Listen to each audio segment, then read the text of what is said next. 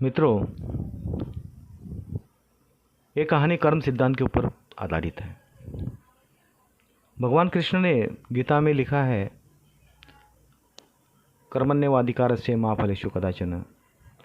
लेकिन हम जो है वो कर्म ना करते हुए भी हमें फल मिलना चाहिए, या जितना कर्म करते हैं उससे अधिक हमें फल मिलना चाहिए। हमें कसरत कम करनी पड़े, लेकिन हमारे पास में जो मिलने वाला है वो ज़्यादा मिलना चाहिए, यही हम सोचते हैं। और इसी से हम दुखी भी होते हैं जब हमारी अपेक्षा पूरी नहीं होती। तो इसी सिद्धांत के ऊपर ये कहानी आधारित है। एक राजा था, उसके राज में अकाल पड़ गया। बारिश नहीं आई, बादल आते थे निकल जाते थे। तो अब तो किसान के पास में जितना कुछ था उन्होंने बचा के रखा था, वो उन्होंने खा करके गुजारा कर लिया। दूसरे साल भी बारिश नहीं आया, तब उसके पास में जो बचा कुचा था वो खा लिए। बात ये हुई कि तीसरे साल भी बारिश नहीं आया, तो वो राजा के पास गए। राजा को बताया कि हमारे पास कुछ नहीं बचा है, आपको तो पता है बारिश नहीं हुई है, हमारे खेत हल जो है अपने जोत नहीं पाए हैं, तो हमें कुछ मदद कीजिए। राजा दिल का बड़ा अच्छा था, वो भी सोचता था कि कुछ ना कुछ करना पड़ेगा।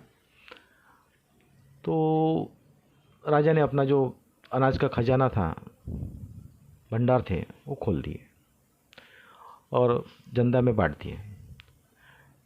चौथे साल भी बारिश नहीं हुई। ऐसे तैसे राजा ने इधर उधर से लेकर के जनता को बचाया। पाँचवें साल जब यही परिस्थिति रही तो वो डर गया। राजा का जो खजाना था वो कारों का खजाना तो नहीं था कि जितना चाहे उतना निकाल ले, उसको भी कुछ लिमिट थी। तो राजा ने अपने मंत्रियों से बातचीत की, क्या करना चाहिए। तो मंत्रियों ने बताया कि हमारे राज्य में एक महर्षि है, बड़े पहुँचे हुए हैं, वो हमें इसके बारे में कुछ बता सकते हैं। हमारे पास तो कोई इसका इलाज नहीं है। तो राजा बोले, देर किस बात की, चलो चलते हैं। तो राजा महर्षि के पास चले गए। जंगल में महर्षि थे, अपने झोपड़ी में बैठे हुए। महर्षि से बात की, ऐसी ऐसी बात है महाराज, हम बड़े दुविधा में हैं। तो बोले, राजन, मैं इसका उपाय बता सकता हूँ, लेकिन मुझे प्राणदान चाहिए, क्योंकि मैं जो आपको उपाय सुझा रहा हूँ वो आपके बस की बात नहीं है। हो सकता है कि मुझे आप जान से मार दोगे। तो राजा बोला कि नहीं, मैं आपको कोई मारूंगा नहीं, क्योंकि अगर आप मुझे उपाय बताते हैं, अगर आप मेरी जान भी लेंगे, अगर मुझे जान देने के बाद में अगर बारिश होती है तो भी मुझे मंजूर है। तो महर्षि बोले, ठीक है। तो बोले, क्या करना पड़ेगा। बोले, आपको एक दिन भिक्षा मांगनी पड़ेगी। तो बोले, इतनी सी बात। बोले, नहीं राजन, एक राजा के लिए एक आत्मसम्मान बहुत बड़ी बात होती है, और भिक्षा मांगना ये उसके बस की बात नहीं होती, इसके लिए मैं डर रहा था। बोले, कोई नहीं बात, कोई महाराज, मैं कर लूँगा, आप मुझे खाली दिन और समय बता दीजिएगा। तो महर्षि ने उसको दिन और समय बता दिया।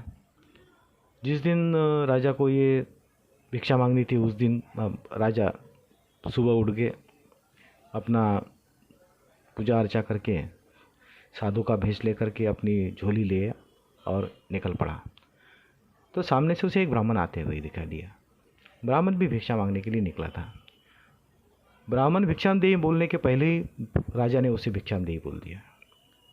ब्राह्मण बड़ा अचरज में पड़ गया कि राजा मुझे भिक्षा मांग रहा है, मैं तो राजा से ही भिक्षा मांग रहा था ताकि मुझे कुछ जड़ जवाहिरत मिले।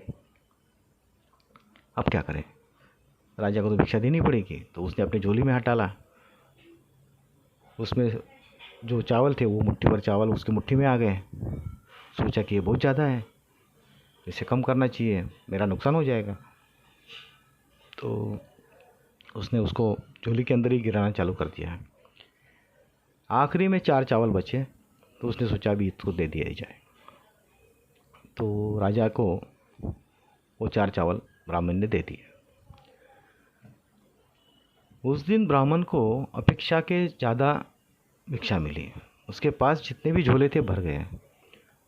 जब वो घर पे गया तो ब्राह्मणी ने देखा, बोले महाराज आज तो बहुत सारी भिक्षा मिल गई। तो बोले नहीं ब्राह्मणी, 4 दाने कम है इसके अंदर। तो बोले ठीक है। उसने अनसुनी कर दी बात। बहुत सारी भिक्षा मिलने की वजह से वो भी बड़ी उत्साहित थी। उसने उसको साफ़ करना चालू कर दिया। सूप में लेके वो साफ़ कर रही थी। आखिरी में उसको 4 दाने मिले जो सोने के थे। तो ब्राह्मणी ने ब्राह्मण को बुलाया, बोले महाराज ये 4 दाने सोने के आपको किसने दिए? ब्राह्मण देखते रह गया, बोले 4 दाने किसने दिए, मुझे भी याद नहीं आ रहा है। तो बोले कहाँ से आए होंगे? तो उसको जब याद आया कि मैंने राजा को 4 दाने दिए थे, वही 4 दाने के बदले भगवान ने मुझे 4 दाने सोने के दे दिए वापस।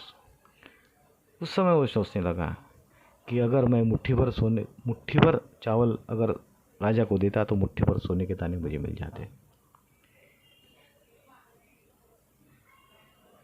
तो ये पछतावा उसको आया।